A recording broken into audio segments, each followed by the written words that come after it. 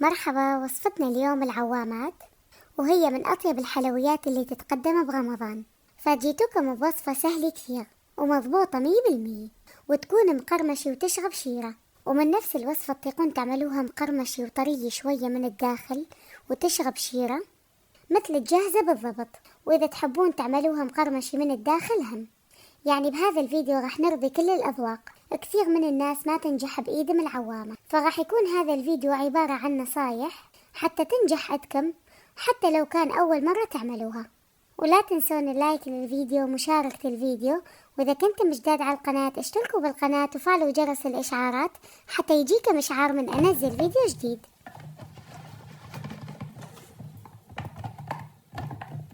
بالبداية راح نحضر الشيرة.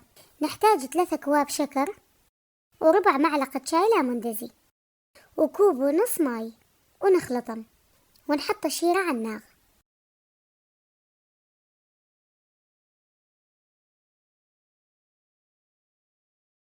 ومن تغلي نتركها على نار وسط، ونبدي نحسب 5 دقايق، وبعدها نطفي النار ونتركها تبرد.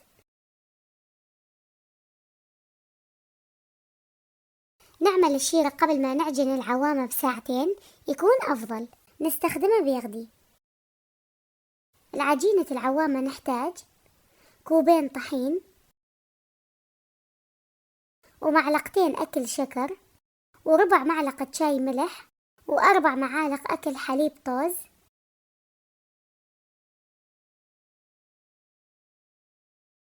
و4 معالق أكل نشا، ونخلطهم.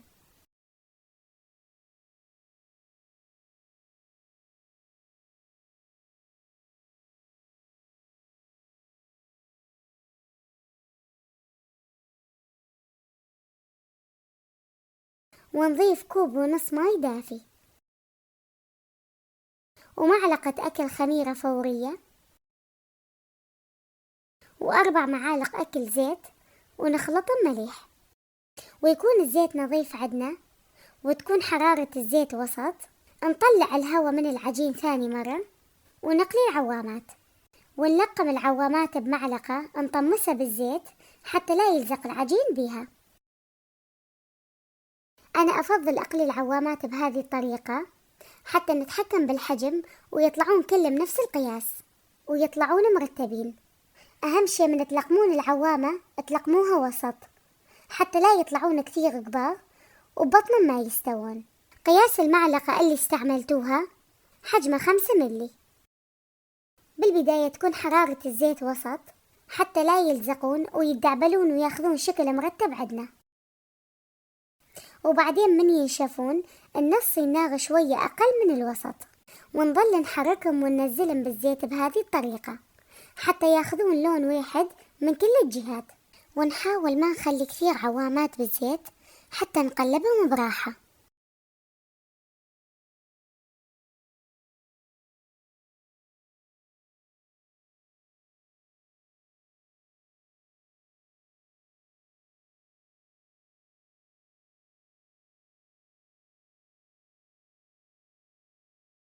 وبس يصير لونهم بني أو محمصين مثل ما نحن نقول، نصفيهم من الزيت ومباشرة نحطهم بالشيرة اللي حضرناها. وتكون الشيرة بيغدي، ونقلبهم بالشيرة دقيقتين تقريبا، ونطلعهم ويكونوا جاهزين عدنا.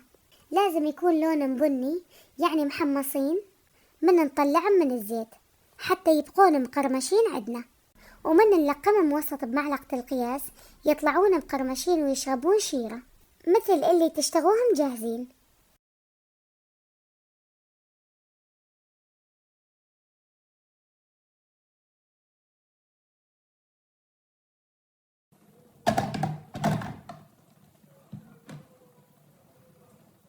بس إذا تحبون يكونون مقرمشين من الداخل لازم تلقموهم أصغر من قياس المعلقة، يطلعون مقرمشين من الداخل. تعملوهم حسب ذوقكم. احنا بالبيت نحب تبقى بيهم موني من الداخل مثل ما نحن نقول، يعني ما يكونون فارغين من الداخل، تكون مقرمشة من الخارج وشوية طرية وبيها شيرة من الداخل مثل الجاهزة.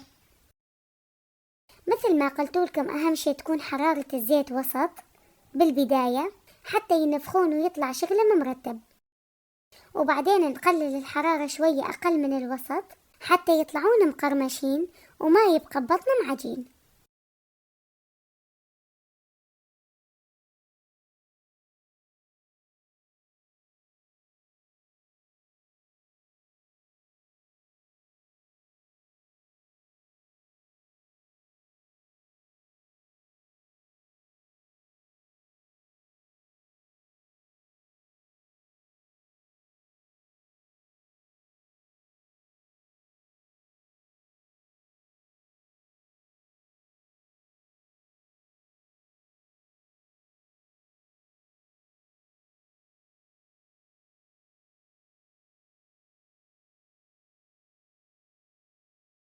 وهذه العوامات بعد ما قليناها بصراحة يطلعون كثير طيبين.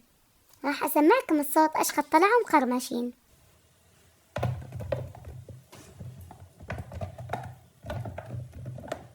أتمنى تطبقون كل الخطوات حتى تنجح عندكم. الوصفة سهلة وما بيها أي تعقيدات، حتى المبتدئين راح تنجح عندكم من أول مرة، بس تطبقون الخطوات. جربوها واكتبوا لي رأيكم بالتعليقات بأي طريقة تحبوها أكثر. وإذا عجبتكم الوصفة لا تنسون اللايك للفيديو.